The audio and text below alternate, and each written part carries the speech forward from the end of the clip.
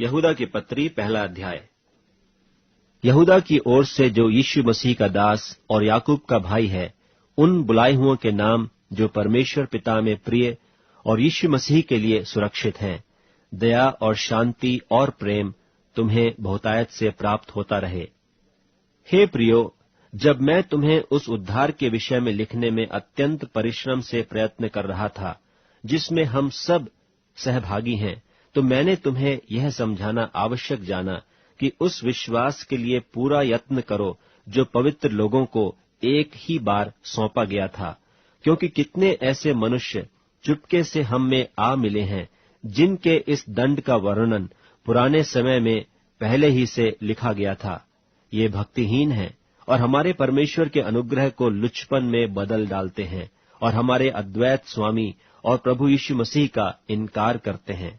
पर यद्यपि तुम सब बात एक बार जान चुके हो, तो भी मैं तुम्हें इस बात की सुधि दिलाना चाहता हूं कि प्रभु ने एक कुल को मिस्र देश से छुड़ाने के बाद विश्वास न लाने वालों को नाश कर दिया। फिर जो स्वर्गदूतों ने अपने पद को स्थिर न रखा, वरन अपने निज निवास को छोड़ दिया, उसने उनको भी उस भीषण दिन के न्याय के लिए अंधकार में, जो सदाकाल के लिए है, बंधनों में रखा है। जिस रीति से सदोम और अमोरा और उनके आसपास के नगर, जो इनकी नाई व्यभिचारी हो गए थे और पराये शरीर के पीछे लग गए थे, आग के अनंत दंड में पड़कर दृष्टांत ठहरे हैं, उसी रीति से ये स्वप्नदर्शी भी अपने अपने शरीर को अशुद्ध करते और प्रभुता को तुच्छ जानते हैं और ऊंचे पद वालों को बुरा भला कहते हैं। परंतु प्रधान स्वर्गदूत मिकाएल ने जब शैतान से मूसा की लोथ के विषय में वाद विवाद करता था, तो उसको बुरा भला कह के दोष लगाने का साहस न किया, पर यह कहा कि प्रभु तुझे डांटे।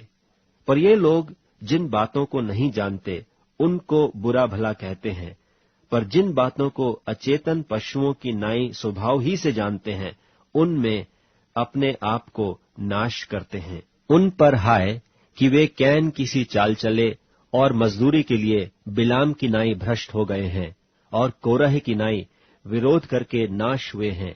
ये तुम्हारी प्रेम सभाओं में तुम्हारे साथ खाते पीते समुद्र में छिपी हुई चट्टान सरीखे हैं और बेधड़क अपना ही पेट भरने वाले रखवाले हैं।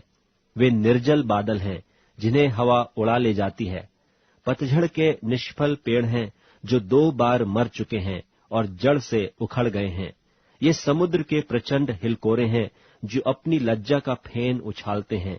ये डामाडोल तारे हैं जिनके लिए सदा काल तक घोर अंधकार रखा गया है। और हनोक ने भी, जो आदम से 7वीं पीढ़ी में था, इनके विषय में यह भविष्यवाणी की कि देखो, प्रभु अपने लाखों पवित्रों के साथ आया कि सबका न्याय करे और सब भक्तिहीनों को उनके अभक्ति के सब कामों के विषय में जो उन्होंने भक्तिहीन होकर किए हैं, और उन सब कठोर बातों के विषय में जो भक्तिहीन पापियों ने उसके विरोध में कही हैं, दोषी ठहराए। ये तो असंतुष्ट, कुड़कुड़ाने वाले और अपने अभिलाषाओं के अनुसार चलने वाले हैं और अपने मुंह से घमंड की बातें बोलते हैं, और वे लाभ के लिए मुंह देखी बड़ाई किया करते हैं। पर हे प्रियो, तुम उन बातों को स्मरण रखो जो हमारे प्रभु यीशु मसीह के प्रेरित पहले कह चुके हैं। वे तुमसे कहा करते थे कि पिछले दिनों में ऐसे ठट्ठा करने वाले होंगे जो अपनी अभक्ति के अभिलाषाओं के अनुसार चलेंगे। ये तो वे हैं जो फूट डालते हैं। ये शारीरिक लोग हैं जिनमें आत्मा नहीं। पर हे प्रियो, तुम अपने अति पवित्र विश्वास में अपनी उन्नति करते हुए और पवित्र आत्मा में प्रार्थना करते हुए अपने आप को परमेश्वर के प्रेम में बनाए रखो और अनंत जीवन के लिए हमारे प्रभु यीशु मसीह की दया की आशा देखते रहो। और उन पर जो शंका में हैं दया करो, और बहुतों को आग में से झपट कर निकालो, और बहुतों पर भय के साथ दया करो, वरन उस वस्त्र से भी घृणा करो जो शरीर के द्वारा कलंकित हो गया है। अब जो तुम्हें ठोकर खाने से बचा सकता है और अपनी महिमा की भरपूरी के सामने मगन और निर्दोष करके खड़ा कर सकता है, उस अद्वैत परमेश्वर हमारे उद्धारकर्ता की महिमा और गौरव और पराक्रम और अधिकार हमारे प्रभु यीशु मसीह के द्वारा जैसा सनातन काल से है, अब भी हो और युगानुयुग रहे। आमीन।